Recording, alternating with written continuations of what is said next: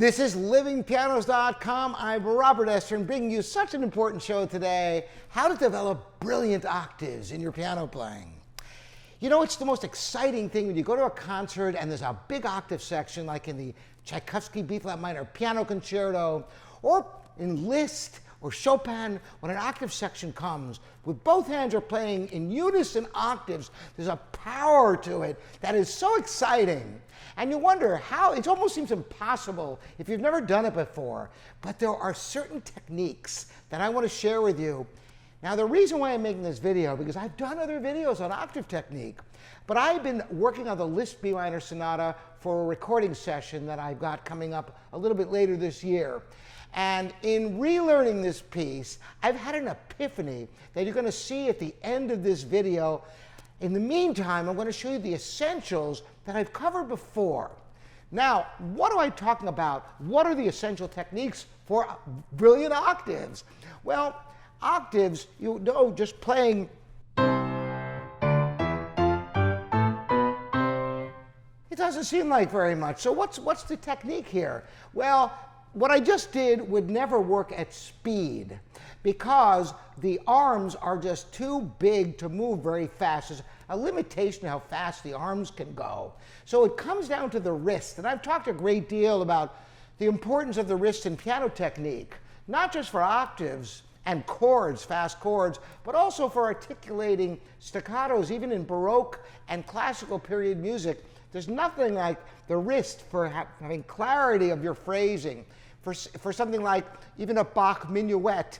If I were to play a Bach minuet without using the wrist, you get a sound like this.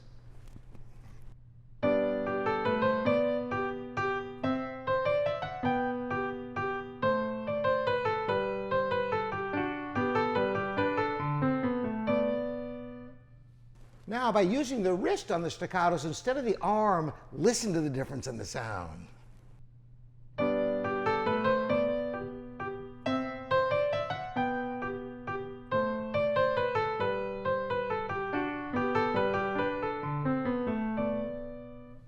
So even for music like that, when the piano was in its infancy and couldn't handle the kind of music that you're going to hear in a little bit, even for that music, the wrist delineates phrasing in a way that the arms can never do.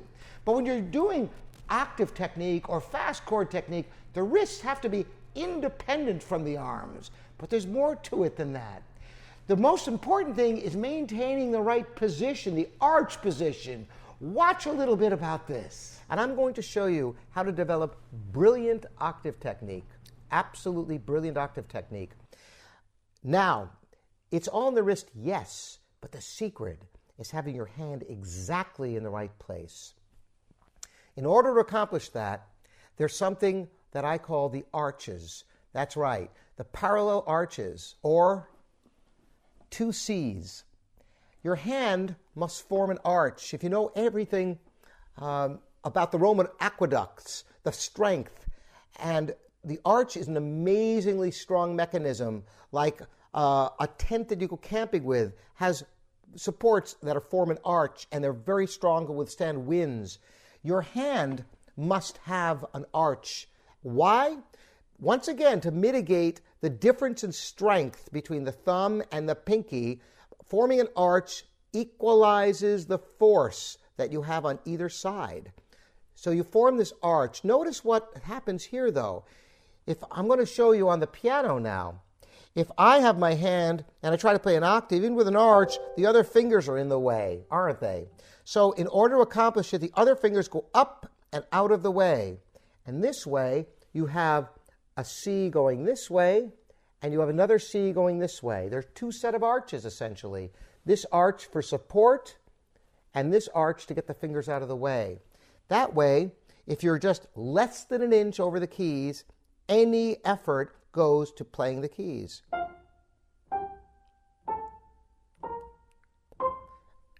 Notice the preparation of each octave puts me over the next one, and I'm always a fraction of an inch above the key, never touching the key, and not a big motion because there's no time for that. So if you place your hand precisely over the keys, less than an inch, with a nice arch, you can get tremendous power and speed with a minimal amount of strength.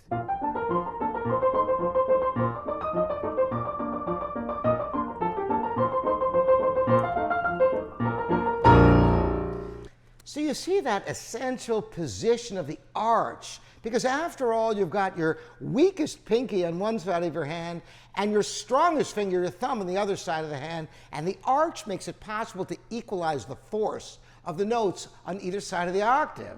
More than that, by utilizing just the wrist, you get much more speed and clarity in your octaves. But how do you practice such a thing? Well, there's a great little exercise that I'd like to show you. Check this out. You must not use the arm for the up and down motion of octaves, only for going from key to key. So put the metronome on 60 and just play a slow C major scale.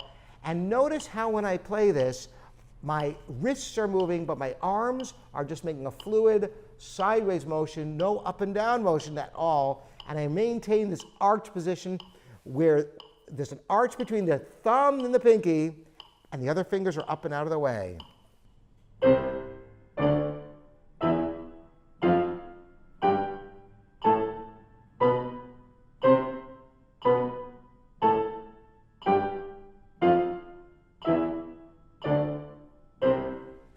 That doesn't seem hard. To play it correctly, however, is very important. It's how you play it that will develop the strength. Because if you just play that with the arm, sure, it's 61 notes to the beat. You can play that almost any way at all, and it's going to come out. To get the speed, it must all come from the wrists, because the wrists can go very, very fast, as I will demonstrate. Once you're secure and you're not using an up and down motion of the arm at all, just the wrist, go to 2 notes, then 3 notes. Go as fast as you possibly can, adding a note each time. Let me demonstrate.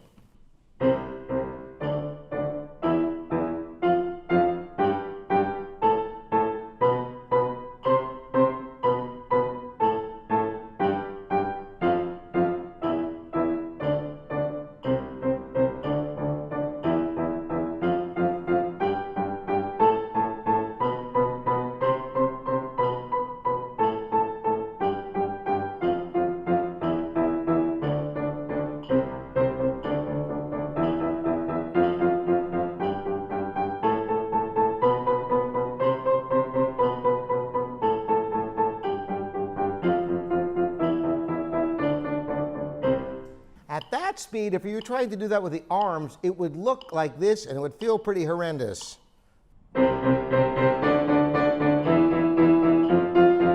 It's painful. It honestly is. And you can't get the control. The secret of the arch is equalizing the force of the pinky with the thumb, so you don't get a sound like this, but you get a sound like this, equal in both notes of the octave. So now, can you go faster? Yes, as you go faster, stay closer to the keys and play lighter. And that's the secret of fast octaves, once you develop the independence of the wrist and the secret of the arch.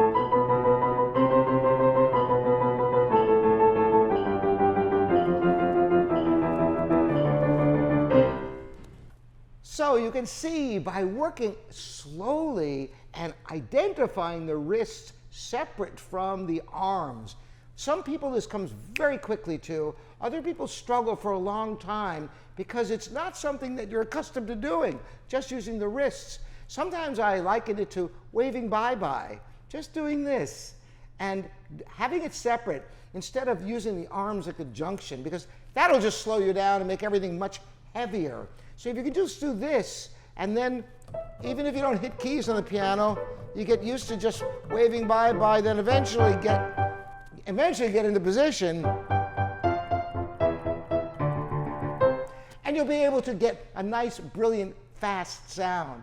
Now, my good friend and wonderful concert artist, Jeff Beagle, I interviewed him a few years ago, and he talked about curling the second finger. It's almost like really all the fingers are somewhat curled to get in that dual arch, the two C's, as I sometimes call them, the C going this way and the C going that way. So you delineate just these, the arch from the thumb to the pinky, and the other fingers are kind of up and out of the way. And yes, you can kind of curve in your second finger. Watch this technique, because I'm going to play octaves now with the second finger straight out.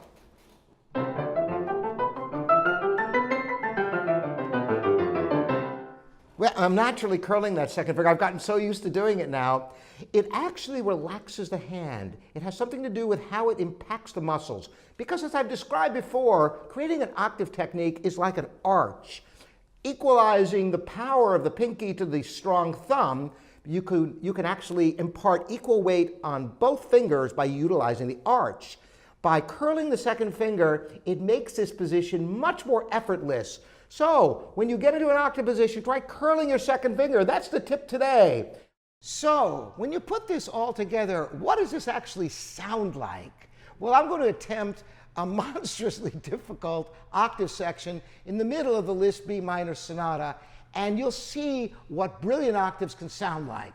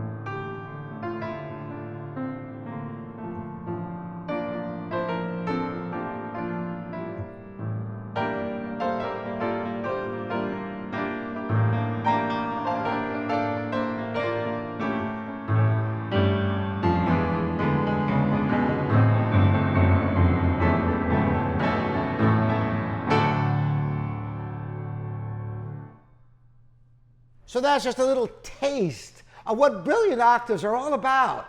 And you can work on your octaves with the exercise that I've shown you and learn to get into that position and start off just by waving bye-bye a bit and then go to the piano and try it.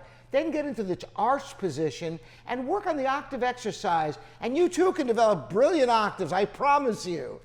You can address your questions here at livingpianos.com and YouTube. Happy to help all of you, and I want to thank once again my Patreon subscribers and all you subscribers here at YouTube, making this all possible and worthwhile. I hope you enjoyed this. We'll see you next time here at livingpianos.com, your online piano resource.